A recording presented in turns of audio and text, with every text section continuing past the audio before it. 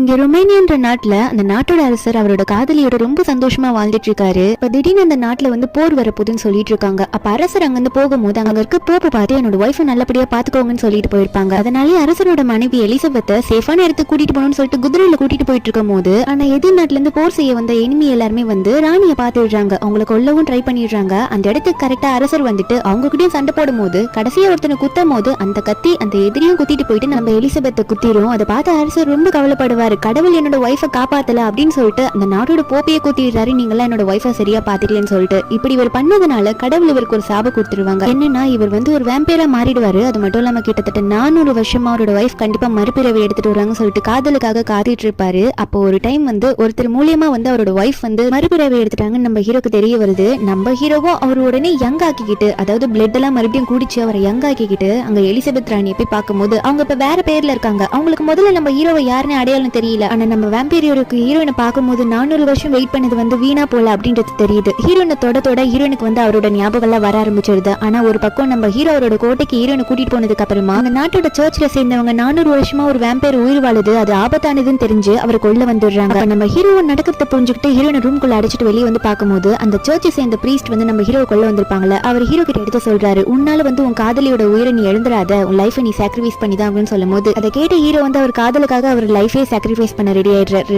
என்னன்னா அந்த பிரீஸ்ட் வந்து இவரை குத்திடுறாங்க. நம்ம ஹீரோயின் வந்து அவரை உள்ள இழுத்துட்டு வரும்போது அவருக்கு வயசான தோற்றத்துல இருக்காங்க. அப்ப கூட நம்ம ஹீரோயின் வந்து அவரை லவ் பண்றேன்னு சொல்லும் போது அவர் அதை சந்தோஷமா ஏத்துக்கிட்டு அங்கிருந்து சாம்பலா போயிடுறாரு.